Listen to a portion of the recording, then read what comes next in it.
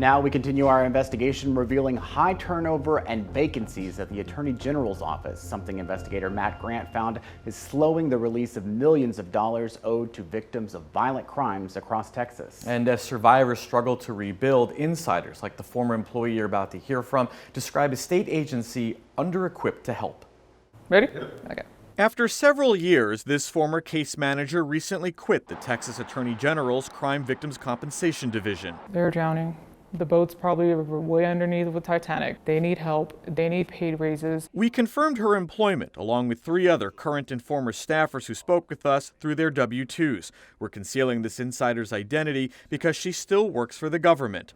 All blame management, understaffing, and low pay for why staff are quitting, and as a result, why victims aren't paid on time. Sentiments backed up in exit surveys we obtained through a public records request. One departing staffer saying, "It's the money, honey." This former caseworker's W-2 shows she made around $40,000 a year before taxes. She says that wasn't enough to keep pace with inflation or a stressful job managing hundreds of victim claims at once. When I left, there was probably 14 to 15 case managers. I had about 600 active cases. Some people have more than that, maybe 900. How does one person handle hundreds of cases? I have no idea how I even did it. I just did it day by day, did what I could with the time that I had. She says when someone quit, other case managers would inherit all their outstanding claims, creating confusion, backlog, and burnout.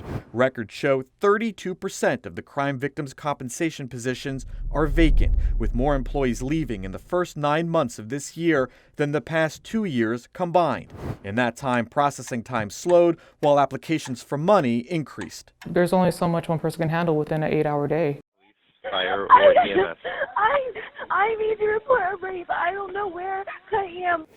The agency's troubles are impacting Samantha Carlson. In 2016, this former Austinite reported to police she was raped at a hotel downtown, an account backed up by DNA evidence. Okay, where, ma'am, do you need medical attention, an ambulance? Yes, please.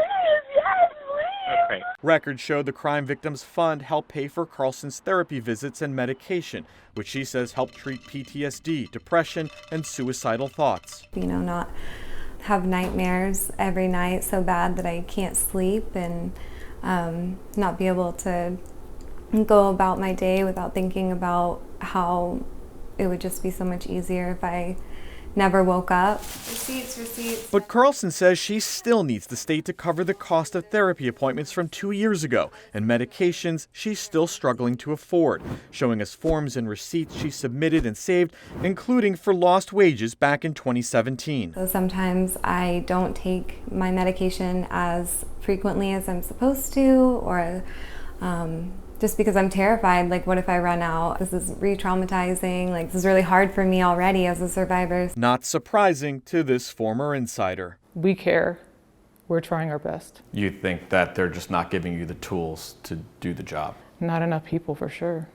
They're not retaining enough people to help us. Matt, did the employee you spoke with say what changes might help? Well, Josh, she said increasing pay and hiring more staff would help a lot. Attorney General Ken Paxton's office has already asked for more than $500,000 to increase salaries in the division, but that wouldn't take effect until 2024. Frankly, who would want to work in those environments? Next, we take our discoveries to a member of the state legislature, see what solutions she has in store for next session.